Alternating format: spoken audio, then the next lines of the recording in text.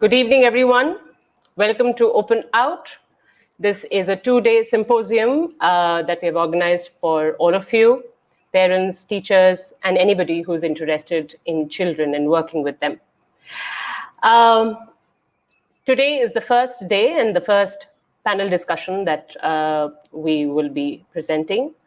Thank you, everybody who has joined us from all over the world. We have an amazing panel discussion for you, and it's a very important topic. And all our panelists have very deep attachment with the arts and drama, and we are going to explore social skills in children today. Developing social skills in children prepares them to form meaningful and lasting friendships and partnerships. They also learn to give importance and value to those around them. How can we explore this further with drama and arts? Can drama and arts and other art forms be a support or a guide to help us hone social skills?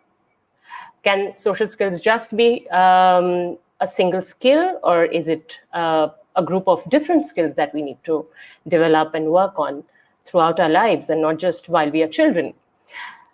To talk about this and more, we have with us three amazing people from all over the world. First, we have Ms. Patrice Baldwin.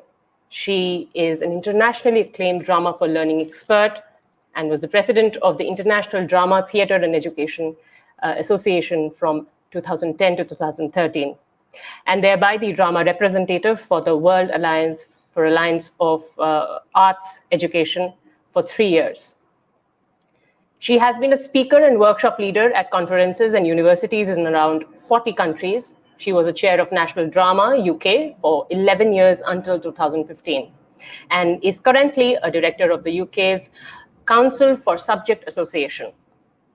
In 2021, she has worked with the Oak National Academy as their subject lead for primary drama, writing their primary drama curriculum, and sourcing government-funded online drama lessons for children working at home during the pandemic. It's a great privilege to have Patrice with us. Thank you, Patrice, for joining us from the UK. Thank you. Let me welcome our next panelist, our next speaker. We have Erika Piazzoli with us. Erika is a university lecturer at the School of Education, Trinity College, Dublin, Ireland. She has worked with children and teachers for over 20 years, specializing on drama and storytelling for second language learning. Her research and practice focuses on the productive tension between the arts, drama, and language acquisition in the context of formal and informal education. She gained her PhD in drama education in Griffith University, where she worked as a researcher and lecturer from 2008 to 2015. She joined Trinity College Dublin in 2015, where she currently teaches on the language education and drama and education degrees within the Masters in Education program. Her current research projects, samples of her book, video presentations, and publication list can be found on her website, erikapiazzoli.com. And we have Erika with us today. I'm very, very happy and glad to have you with us, Erika. Thank you. Thank you, Patrice, and thank you, Vaishali. Thank you.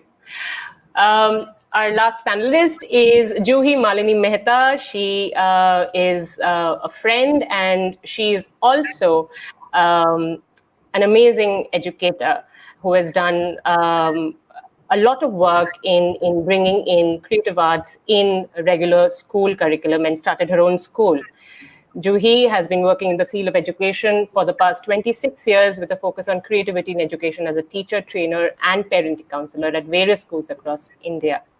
She founded the Life Express School of Creative Learning and Performing Arts in 2009 to provide a platform for children and adults to discover and hone and nurture their creative talents. In 2017, she founded the Life Express Unschool, and she's the head teacher over there. Welcome, Juhi. Thank you for joining us. Thank you, everybody, for making time, for giving us this opportunity to talk and have this conversation, which is very, very important, especially in today's times where we are still under lockdown in India. Schools are still not open, and children have spent over 15 months now at home without any physical contact with their peers, friends, families, very rarely. So to begin with, my first topic, I think that we all, are here to explore as audience and as us is social skills, and what really social skill is. Is it a skill, or is it a group of skills, many skills that come together? I'll ask Patrice to throw some light on this, and then maybe Erika and Juhi can take it up from there. Yeah. Okay, thank you. Well, I think it's not one skill, it's a whole set of skills. And it's actually something which you have to stay alert to through your whole life. So first of all, I would say, the brain is social, that we are actually people that are made to connect. We are meant to connect. That comes down to the most primitive survival thing. We are stronger and more likely to survive if actually we connect up with people. And we need to be able to read people. We need to be able to make sense of the signals. We need to make eye contact with people. We need to really actively listen to people in order to be socially inept. We need to be able to hold back and listen and work out when to come in, how to come in appropriately, what language to use in different contexts and in different situations, whether it's with family, with people we just meet, with people that we work with or that we are at school with or whatever. We are constantly having to keep our social skills working for us and developing so that they can adapt into any situation whatsoever. And we need to be able to do that verbally and non-verbally. So, I'll get to that when I come to the drama connection, but one of the things is it's not just what people say, it's how they say it, it's how close to you as they say it, it's how they respond when you respond. It's quite a complex thing. It's certainly infinitely more than one skill. And as I say, it's something right through our whole life, and we have to be able to adapt to any situation. So yes, we're tribes people, really. And we have to be able to, as I said, socialize. If you start with very young children, then, first of all, they're just imitating and mimicking. But I'll hold back on what I say about that too much, except to say that obviously your world gets bigger and the people in it become more diverse and complex. And, it's absolutely fascinating. And if you can't develop your social skills, it's going to give you quite significant problems in terms of relationships, work, families, life, and happiness. So it is something we need to help children to develop and become good at. Right. Thank you. Thank you so much, Patrice. Erika, what do we have from you? Yes. So imagine social skills. The phrase social skills is a box. Okay, let's open the box, see what's inside. So when I think of social skills, I don't just think of the one skill, I think of several. For example, self-regulating emotions, apologizing, but also understanding personal space, appreciating differences. With very young children, sharing, is one of the first basic social skills that we learn. Expressing ideas, expressing thoughts, thinking before acting, taking responsibility, staying calm in stressful situations. All of these are social skills that help very young children to actually function in society. And I suppose the opposite of that is having a tantrum in a supermarket, as a toddler would, as my daughter just did this morning, But that is part, I think that is part of the parents' set of social skills. Then how do you deal with that? Because obviously if you have a toddler that is tantruming, the parent may feel guilt, shame. And that's also part of dealing with the others around you and helping the child then realize what is needed is perhaps patience, waiting, understanding priorities, self-regulations. So these social skills, if we go back to the box metaphor, it's not just the one skill. Sometimes it's a bit scary or intimidating or overwhelming for parents, because it sounds like it's the magic social skill, and what is it? It's just a matter of becoming in sync, in tune with yourself, with the child or the children, and the people around you in a specific context. So lockdown context is very different, but we'll talk about that later. Right. Thank you, Erika. Juhi, your thoughts, please. Yeah, hi. So I think Patrice and Erika have covered it beautifully. And I just feel also, I could add a bit, like having good confidence in yourself, because how children relate to peers, or having good communication skills, being able to communicate your ideas, your opinions, and having the necessary vocabulary and the content, and to be able to think out of the box, it's so important. And I feel just a good communication, a good conversation is something which as we look around us, that's missing, especially in this digital age. Children are so attached and glued to their their gadgets, as so to say. So, and a lot of what I see around me is a lot of lack of self-confidence, and I believe that is a social skill, to be confident around people, to interact and have good group presence, have good group dynamics, like Erika said, to be able to share. The younger children have a lot of problems with those things. So social skills, like everyone has just said, it's everything and anything. Just as an individual, whatever we do outside of that is social skills.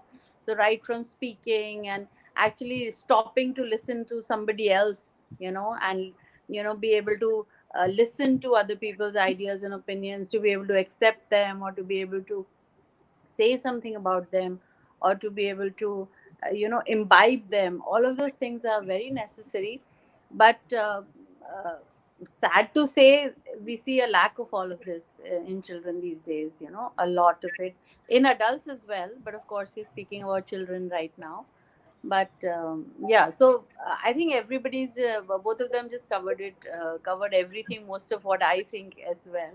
Yeah. No, but what you just brought in, Juhi, over here is the space that we are in today, the digital space. And I see, when I work with children, I see that there is a different them when they are on screen with me, and they are completely different when we are physically engaging.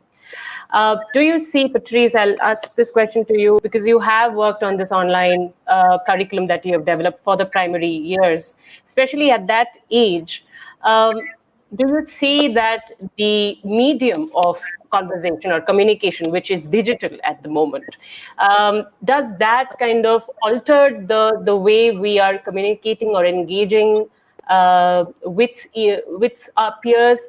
And what impact do you see in children when they are not physically there? They're doing everything else. We are talking, we're playing games online. We are socializing online, as to say. We are doing parties online, house parties, and we're doing play dates online. But what impact do you see, happening, which may backfire later, or maybe we are just overthinking? What do you think, Patrice? I mean, the lessons that I did, the national lessons that I did for the Oak National Academy, which were government funded, I organised the curriculum and I got people to create the lessons to the curriculum that I created. So they actually are not live. So those are lessons that people are taking at home with an adult alongside them, or we hope with an adult alongside them, because there's a difference to that lesson if a child is just sitting there doing the lesson, especially with a drama lesson. Well, not with other lessons too, but certainly with a drama lesson. It's different than if an adult's actually sitting along, mediating the experience, contributing, maybe stopping the video for a moment, and so there's a lot of possibility. You're going to get far more from it if you've got an empathetic adult alongside you who's tuning into the learning and tuning into your response to it. So that's one way of doing it. There's two other experiences I would bring to it, because as I say, that one's a recorded one and I just hope they've got good adults with them.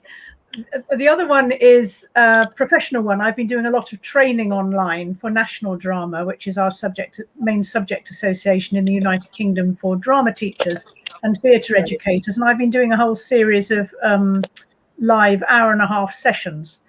And I find it, I mean, it's worth doing, but I have to say, hand on heart, it is not the same as if I'm in a room with people and picking up on their responses and actually physically becoming closer to people. Clearly we're having to operate differently.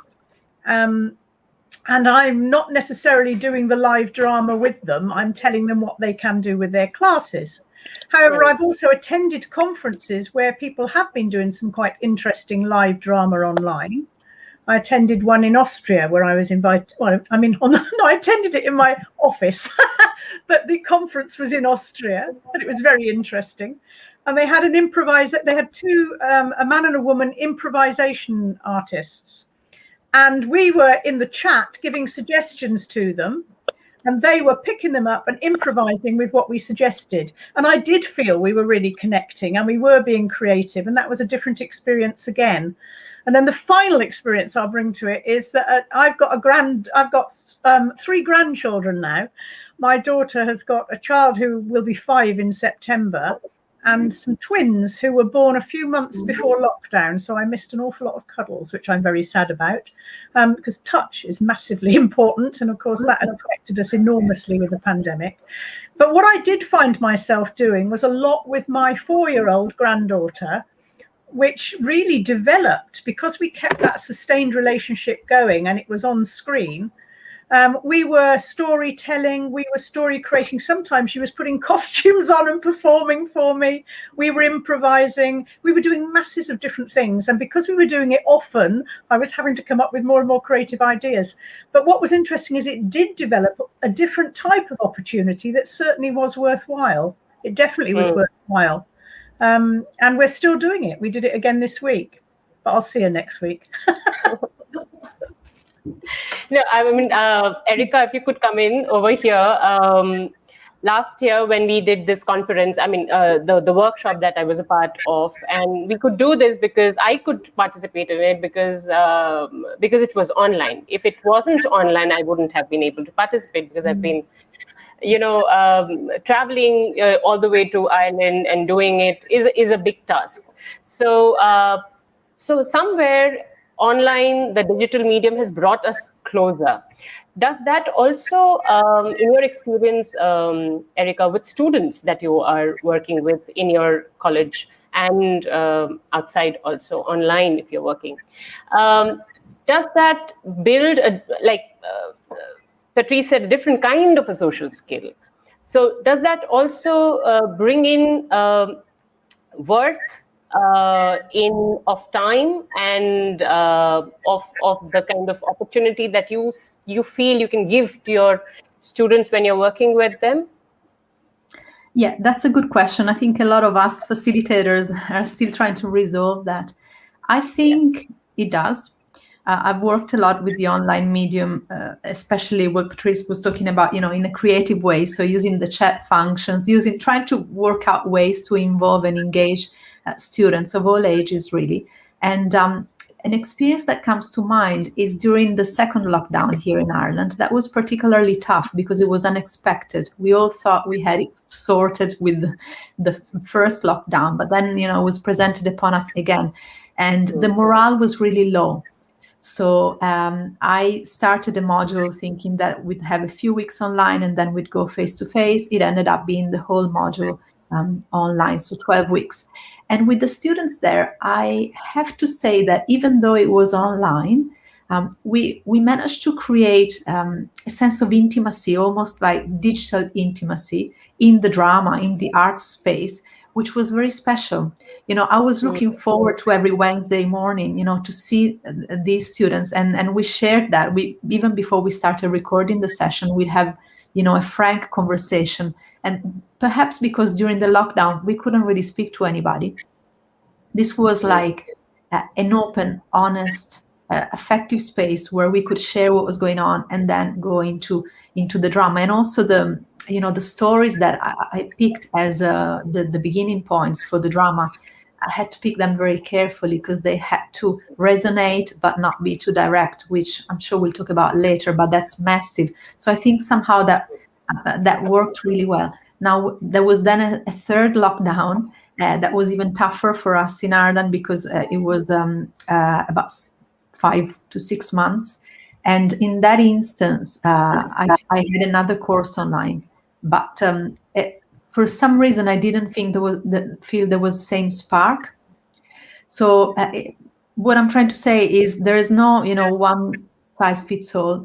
If you manage to get close enough with the group and the activities and the strategies that you choose are aligned with what's going on and they work, then yes, I think it is worthwhile. It's not a waste of time. And certainly it's much better to open up this space than to have nothing and to remain in isolation, like mental and spiritual isolation, really. It was just something to develop empathy and talk about empathy in a different way, perhaps not as powerful as usually drama would afford, but certainly very important at the time.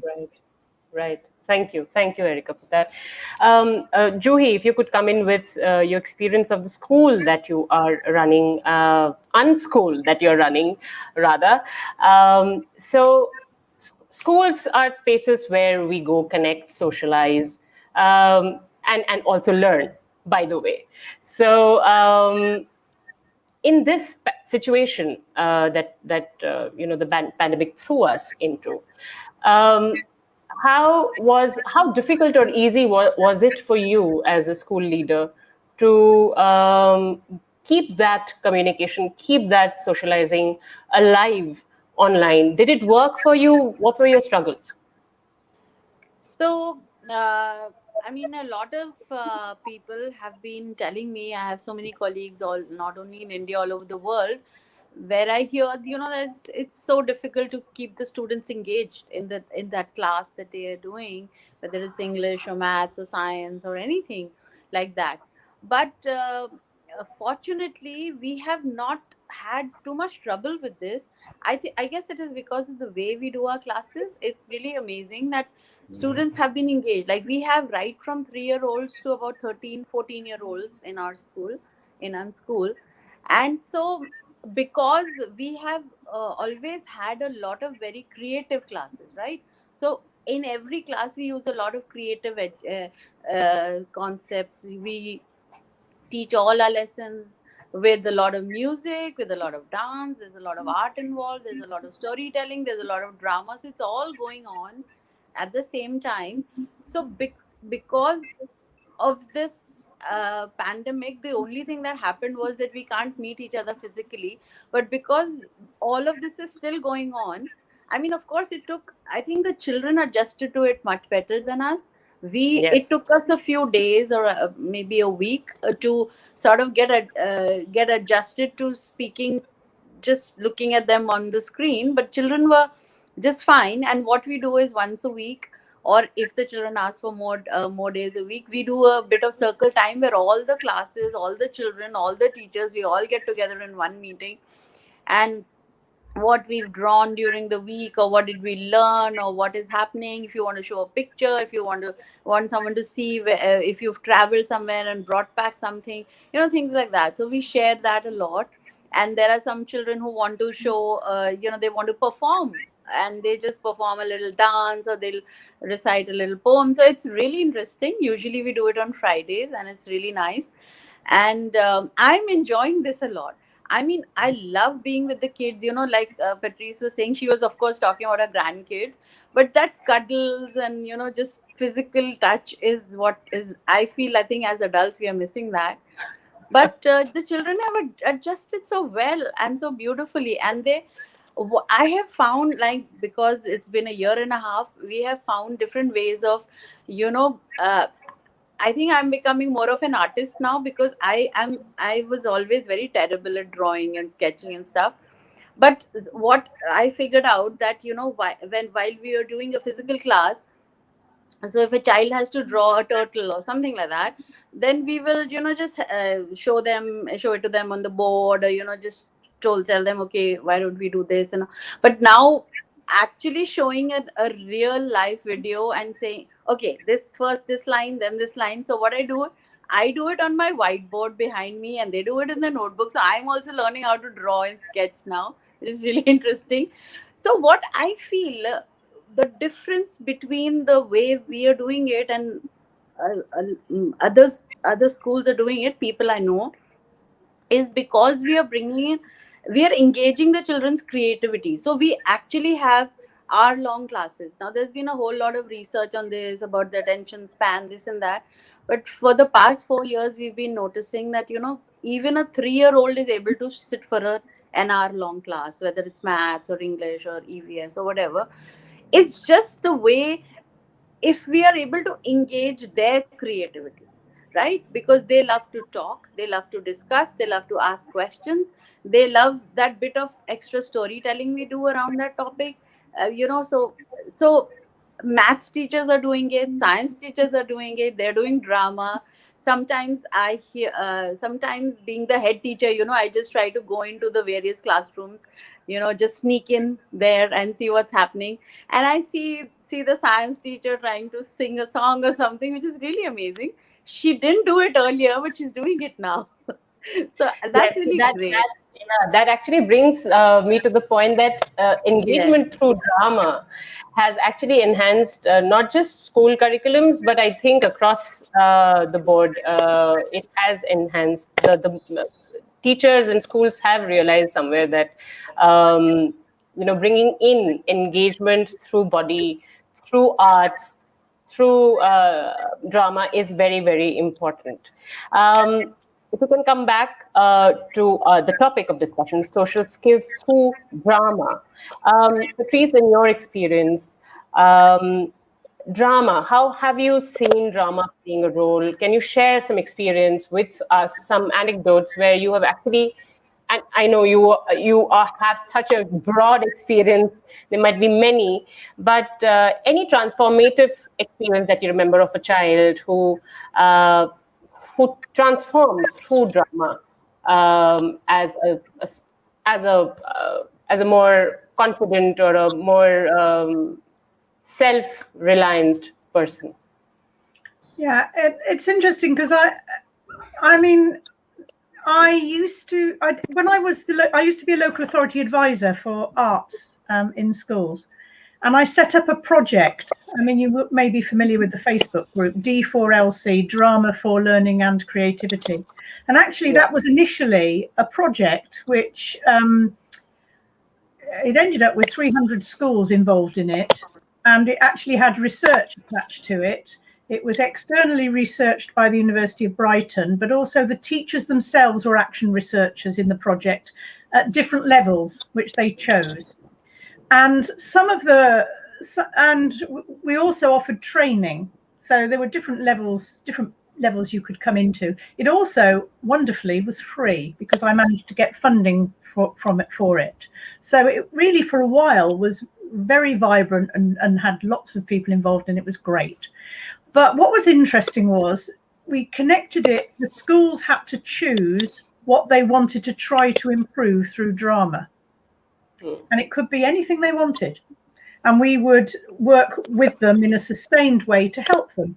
And there were certain things. One thing was some special schools became involved.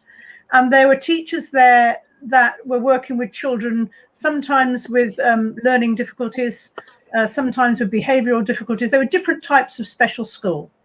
And this sounds so over the top, but it's true. That during the session one day, a teacher from one of the special schools came, and when we were reporting back on the impact of drama, because they kept a record through it as well, she said, "I have got a child in my class who has never spoken, until this lesson. And then for the first time ever, an elective mute spoke. I thought that was an extraordinary result. I wish I'd seen it. We did film her working with her children, and I have to say, you know, but that is obviously an extreme and amazing and wonderful example. But I also, just to give you one more at the moment, I will just say I'm furious that the United Kingdom has left Europe. I'm furious about it. And actually, I used to do a lot of work with different European countries. And the last project, unfortunately, that I'm now able to do has, which is why I was in Dublin. The last project that I did had a focus. It was led by a university in Poland, and the focus was the impact of drama on shy children, and that was the particular research focus. And again, we had teachers and theatre workers from 6 different countries, and we worked together in different ways over 2 years.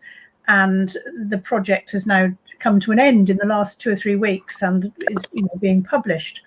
But everybody brought in examples. They were asked to focus in their class and in their teaching.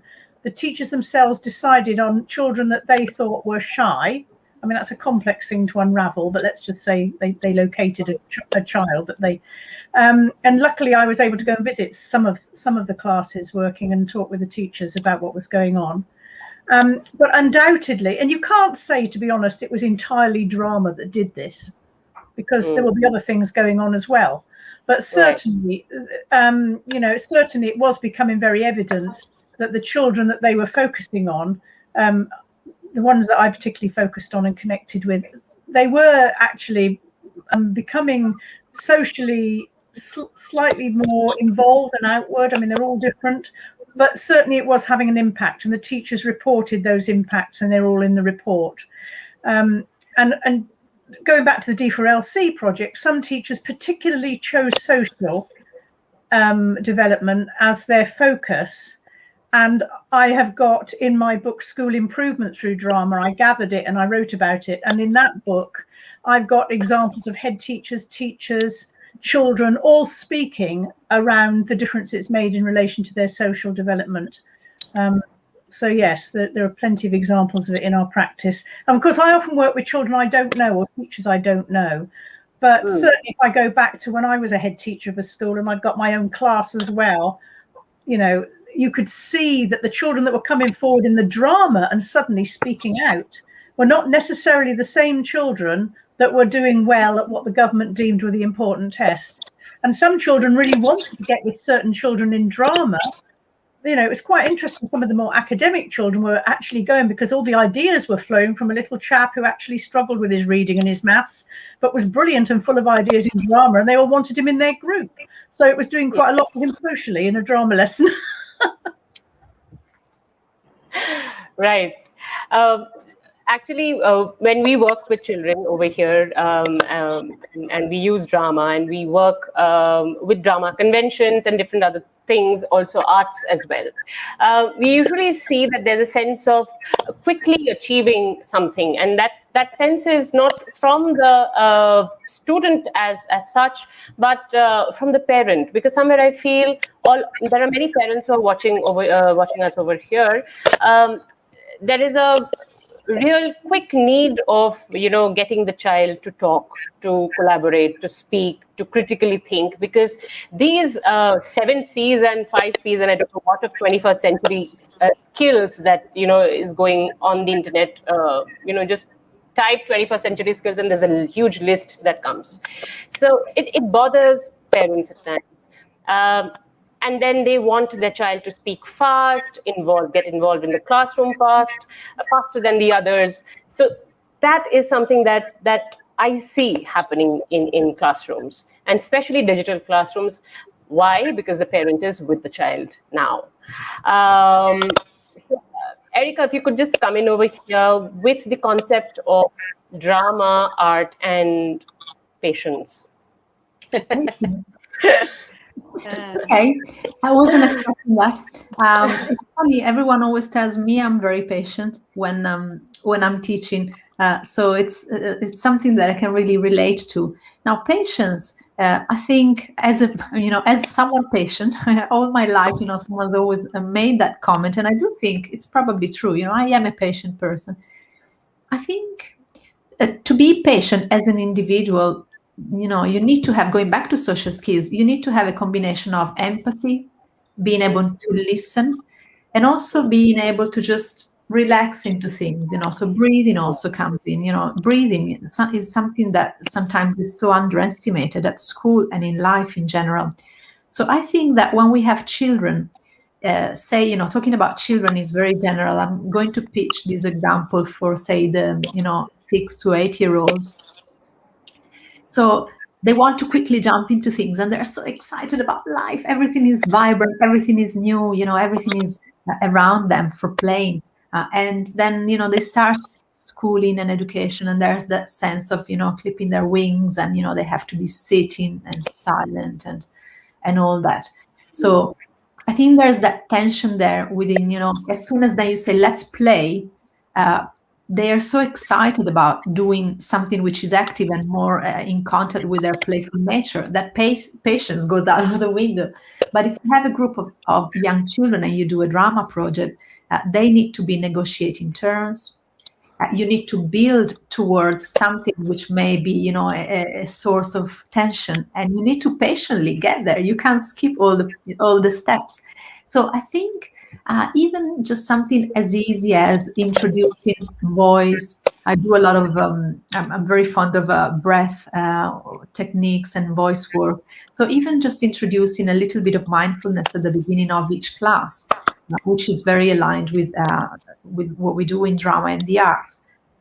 It's the first step towards achieving that sense of patience, which you'll then need to continue and do a more sophisticated or complex drama.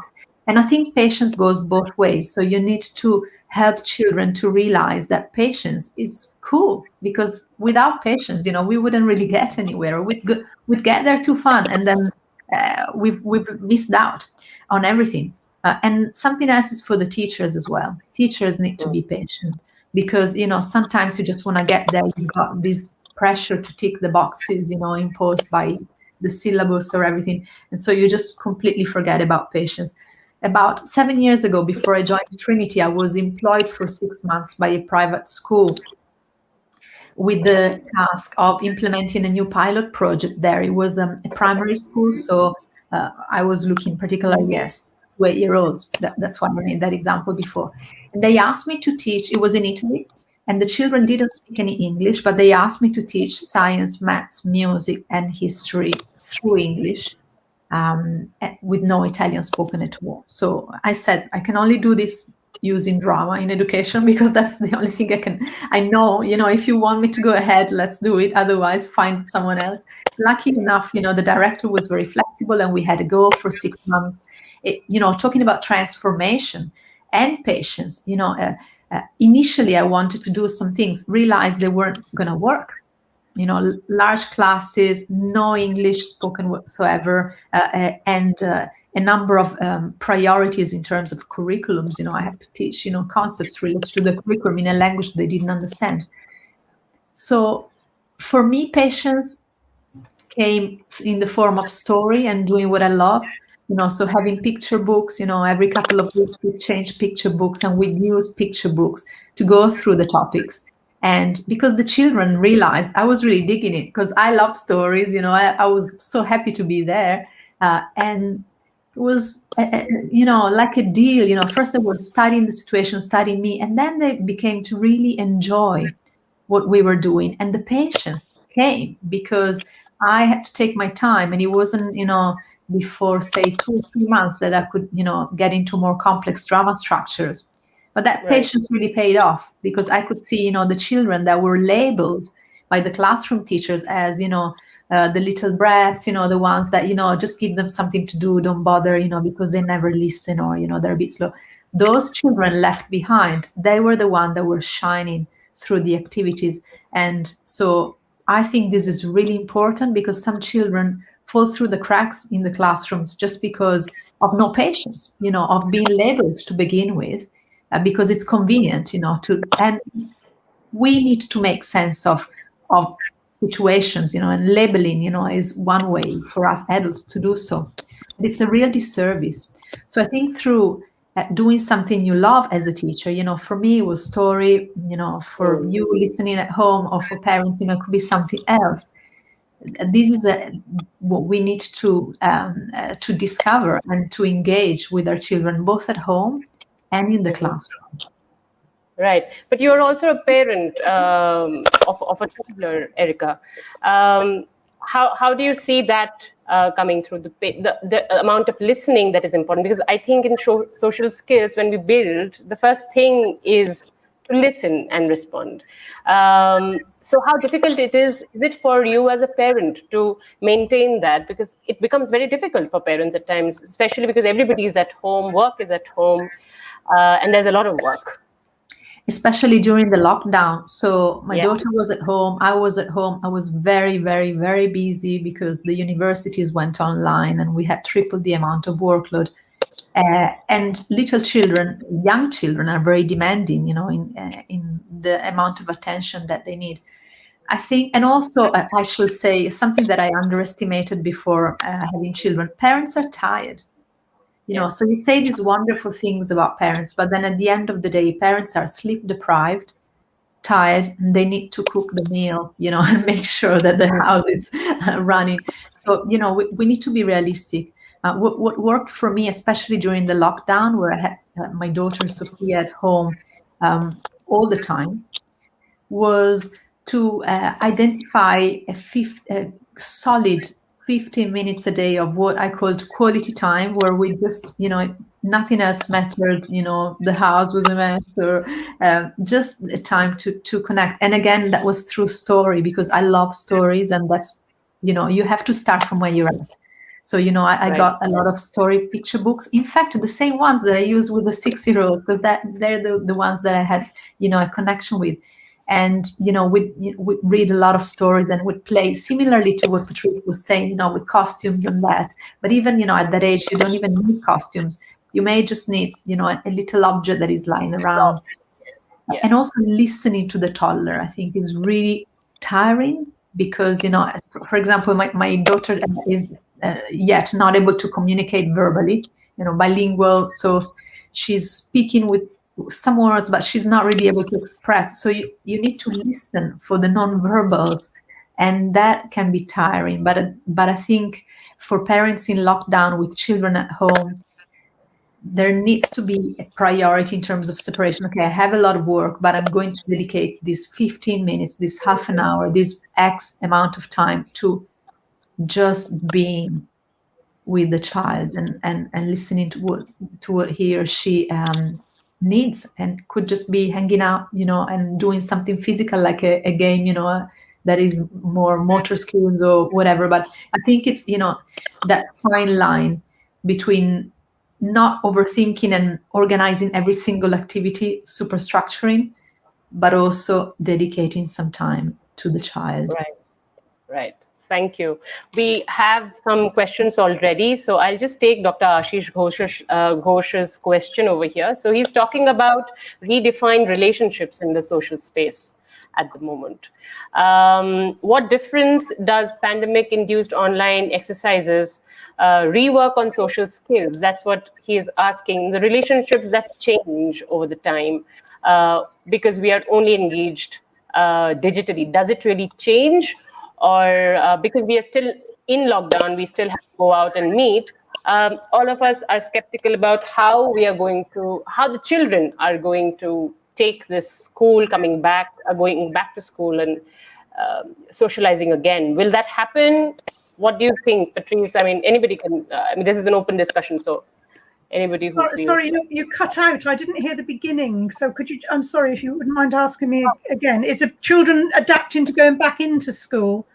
Yes, adapting back into school, and also redefining the relationships in the social space, like teacher-student relationship or peer relationships.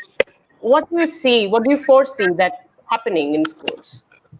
I think it partly there are some variables. So one of the things that I have found, if I think about my own relationships and how they have changed or altered, and then I apply that thinking to children, then, for example, there will be some children who are starting a new school. That's a very different situation from reconnecting with your friends.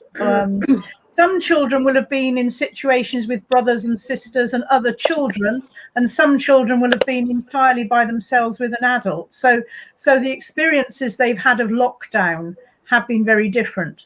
One of the things that I've found fascinating is it's the history of my relationship with a person that actually makes an enormous difference when I get on screen, because it re-evokes, it embodies, it makes me remember and feel the connections I had before the lockdown, and I can call on those and relive them in a sense. But if you haven't had those experiences, then that's more difficult. So I think children are coming at it differently.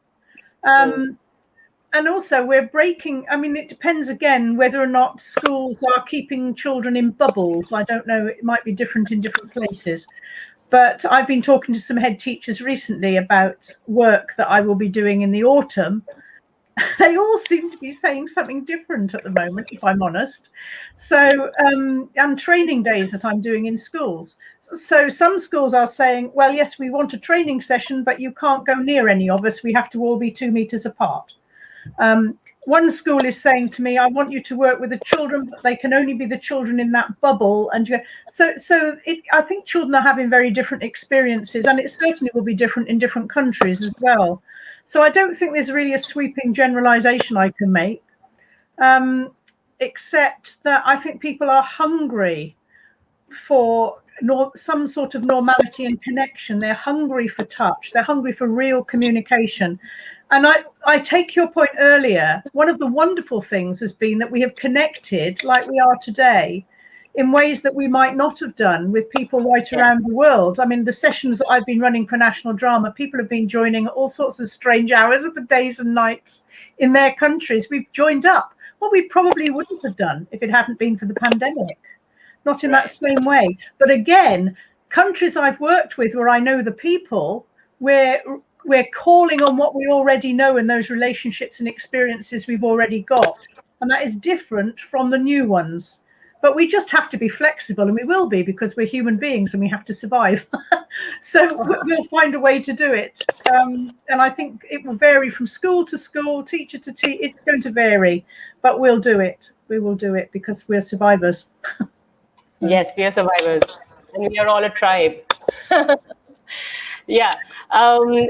That brings me to Vishakha's question, and I think that is something that we would like to explore as well. How can a parent adopt drama, bring in drama and the arts to their children at home?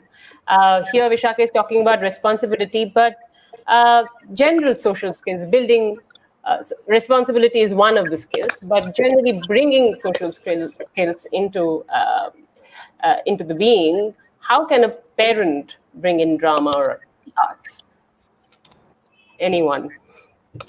So, okay, can I take this? I mean, yeah, sure. Just my. So I feel, we have a lot of people who are saying that, the children are getting bored at home, and, they're longing to just get out, and which, although it's sad, but we can't do anything about it right now. But bringing art and drama into the home is so easy, because what I see, I have grown up children. So my oldest is 20, and then I have a 17-year-old and a 13-year-old.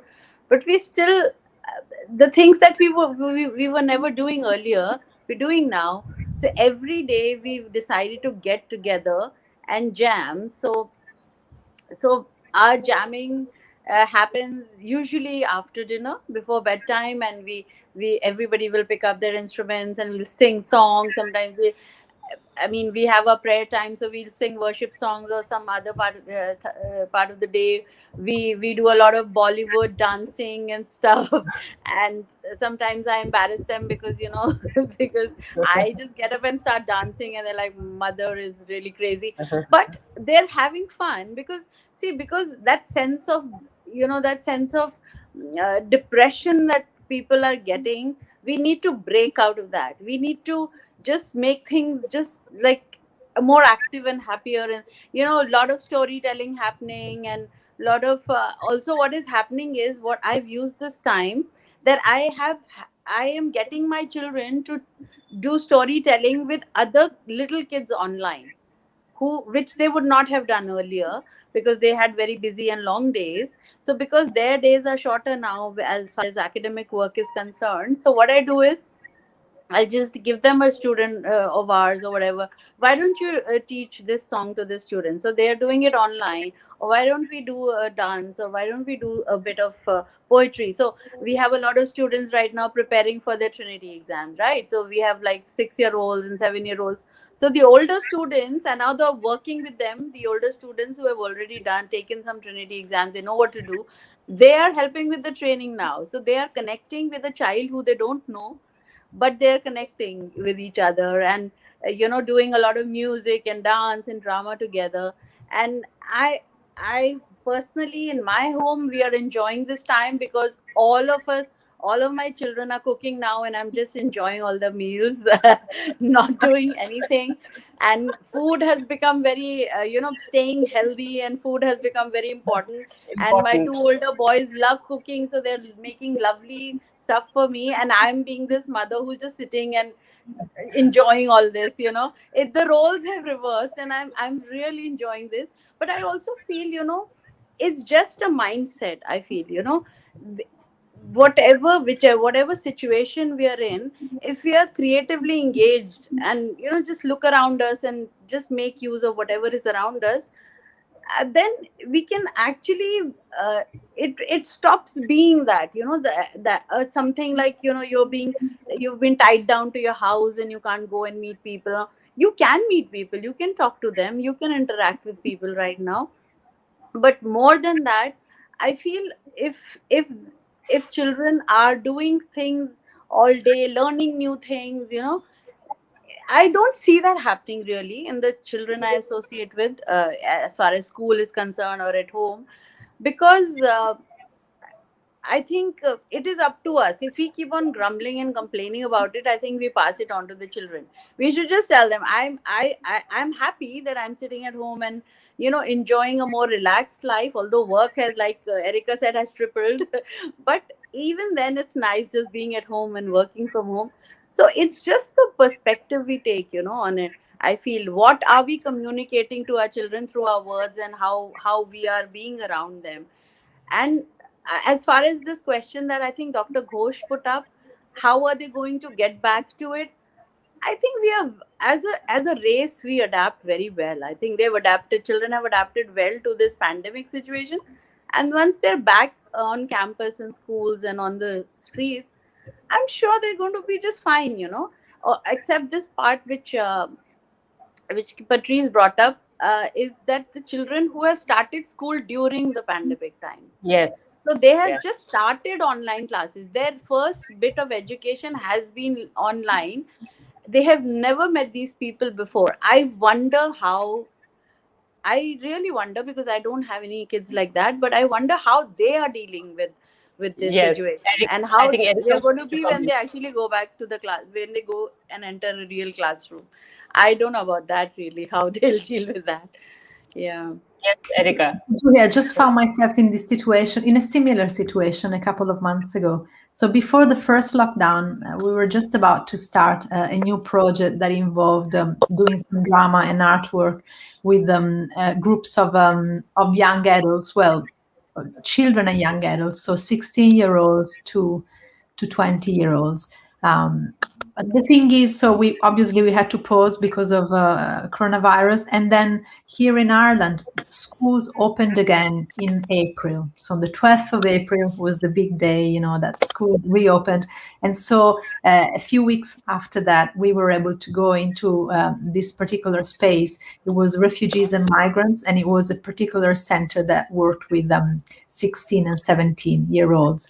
Now, these students, they had only been in formal education in Ireland for 4 months, and they had been online. So they had been meeting with the group online for 4 months. And then we arrived, and, I I could see that there was some awkward moments at the beginning because they were very clinging to the desks. They wanted structure. They wanted, the traditional classroom setting and situation. And then we're like, yeah, get rid of the class, the desks, get in a circle and, let's do something different. So from the beginning, it was a little bit, there was some shyness, let's say, and resistance. But talking again about transformation, I could see that after, say, about 15 hours of work, this really changed. So there was people are starving for social interaction. And although it was awkward because everyone sort of got comfortable, with the online now, it's like your comfort zone. If you're not too engaged, you switch off your screen and you just, do your own thing. If it's embarrassing, you just switch off the screen. Whereas face to face, it's a different kind of investment in terms of energy. We felt that with this group, especially with the teenagers, 16, 17-year-olds, but I think, if you balance everything out, because everyone is starving for, being in real life with real people. So we'll adapt, we'll get past that initial awkwardness. And then again, I think skillfully planning the kind of activities that you do does make a difference in how you bring the group together. Right. Thank you, Erika. I think we have very little time left with us, but if anybody has a question that they want to quickly put up on our chat, there's this comment by Shalini. Shalini is joining us from Scotland. And she says that in my own classrooms, I found there was a bit more space for conversation. Is this digital classroom that you're talking about? I'm sure she's talking about the digital classroom. We needed that time and space. I think that has also happened. We could make more practical use of the time that we got with our children while working online. And I think we made good use of time, where we would log in on time, log out on time. We would, and over here it's like, I'm sure in drama, it takes time for children to come in, settle down, and then go out. So we lose a lot of class time during all these, coming and going. But online did make us stick to the timelines. That was something that happened. So I'm sure punctuality is something that, as a skill, if you see, that has been honed. We had to do it to make the most of whatever we were engaged in online. So yes, so thank you so much. I think, yes, we are almost at the end of our conversation. Vishakha had written that I relate with what Erika is saying. While I was teaching German as a foreign language to Indian children, I used a lot of drama to make them ease into the language. And I think that is something of great value and importance. And Erika, I think your work is because in language and drama. If you could just respond to this comment about. I think drama is really helpful for learning a language. And that's, and I think, social skills in general, communication, as we said, is a social skill. So communication in the first language, in the second, third, fourth language. And I think about language learning, all I can say is that whatever language you're working on, it's really important to honor the heritage language of the person. And something that I've learned that I would like to thank Juhi for sharing is self-confidence is also part of social skills. I never thought of that, but it's so important. It's true, So I think self-confidence, if we can give a gift, the gift of self-confidence to our children, then, that's we're doing a lot to them, And one observation, sure. One observation that I have is that I feel, I'm asking you, and I really believe, haven't we as parents and teachers become so much more creative during this past year and a half? I'm absolutely so happy with what is happening around. I know this is a bad situation. If you look at it that way, but we as parents and teachers have grown so much in this 1 year. We have come out of our comfort zone. We are having to do things we never imagined we will, and we are doing. I think I'm most of the people I know are doing such a great job of it, and it's good times as well for parents and educators. I think we just have to look at it in the right way. I feel, it's not all bad. It's Patrice, you wanted to say something? Yeah. Well, it's slightly connected to what Erika said about drama is best. Language is best learnt in a social context because it's a social. It's purposefully social. It needs to be. But actually, I always feel that my granddaughter's about to start real school in September, and I feel mixed about that, if I'm honest. But the reason being that I don't want her to have to narrow what she's doing down to a very few subjects, because what I've always said is, look what children are doing naturally before they set foot in this strange institution called school, and they are learning through imagined experiences. They are creating imaginary situations. They are rehearsing being successful in a pretend. All of those things are what the brain is doing, and then we do something different with them. And I think the real skill is to think, right, if the brain is doing that, and part of that very much is social, then how do we use and develop that within the context of what we have to do in a school? And I think drama helps us do that. So, right. Thank you so much. On that note, we come to an end of this conversation. Thank you, everybody, for joining us, all the audience members who have joined us, and thank you all panelists for really an invigorating experience where we have talked about not just social skills for children, but adults as well, and how as parents and teachers and adults around children, we can make their lives okay, all right. They are not really worried as we are, I guess. But I think this opens a lot of windows and doors into thinking what possibly could cater to building social skills and keep them on throughout our lives, through art and drama. Thank you so much, Erika and Juhi, for joining in. Thank you so much, everybody, for joining in. Tomorrow we have another panel discussion, and this is on skills lost and found during pandemic in children. So thank you so much, everyone. Yeah. So much. It was a good discussion. Have a great evening. Yes, and please subscribe to our channel. We do these conversations every week, but this is special because this is open out, and these are 2 days of panel discussions, which are very, very important to have a conversation with. Okay, thank you so much. Good evening, everyone. all right.